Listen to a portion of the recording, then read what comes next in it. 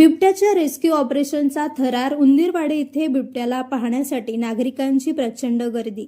येवला तालुक्यातील उंदीरवाडी येथे उंदीरवाडी बोगटे रस्त्यावर एका मक्याच्या शेतामध्ये बिबट्या लपून बसला असून प्रत्यक्षदर्शनी शेतकऱ्यांनी या बिबट्याचा थरार पाहिलाय. या संदर्भात वन विभागाला घटनास्थळी बोलवल्यानंतर वन विभागाने तातडीने घटनास्थळी पिंजरा लावून ड्रोनच्या माध्यमातून सर्वेक्षण सुरू करून बिबट्याला पकडण्यासाठी प्रयत्न सुरू केलेत.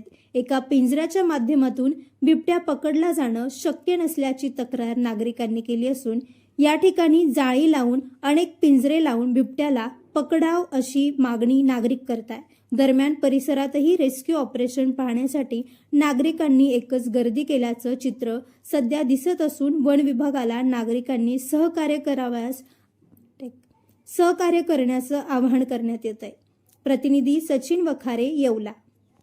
माझं नाव संदीप आबासाहेब देशमुख. मी उंदरवाडी येथील रहिवासी आहे. सकाळी 8 वाजेच्या सुमारास उंदरवाडी बोगटा रोडवर देवीच्या मंदिराजवळ सकाळी बिबट्या मी बघितलेला आहे.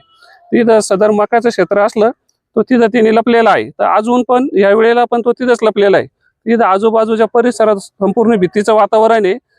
वन विभागाने बिबट्याचा लवकरात लवकर बंदोबस्त करावा. इथं आमच्या शेजारी येसगाव कोपरगाव तालुक्यात तिथं 2 घटना घडलेल्या आहे. एक महिला आणि एक छोट्या मुलाला बिबट्याने ठार केलेलं आहे. तर वन विभागाला नम्र विनंती आहे, बिबट्याचा लवकरात लवकर जंत बंद करा. सदर परिसरात भरपूर मोठी लोकवस्ती आहे. बापू किसन आहेर, राहणार उंदोडीचे. त्यानंतर आमच्या शेजारीचा मळा आहे. आम्ही सकाळी गावात जाताना तो बिबट्या पाहिलेला आहे. तो बल मोठा आहे. तर त्याच्यानंतर गावातून बरेच लोकांना माहिती झालं. बरेच लोक आता इथे वर भरले लोक पण आलेले. पण या 2 पिंजरे काही होणार नाही. याला जाळायचा आधी 2 पिंजऱ्याचा बंदोबस्त करावा लागेल, तेव्हा तो बिबट्या सापडेल. मका काही जास्त नाही, 1 बिघावर मका आहे फक्त. त्याच्यात तो लपलेला आहे. दुरून चालून असताना तो मका हालताना सुद्धा दिसते इथं आता.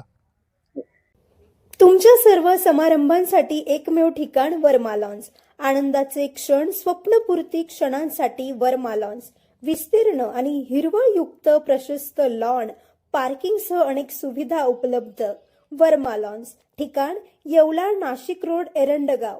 एक वेळ अवश्य भेट द्या वर्मा लॉन्सला.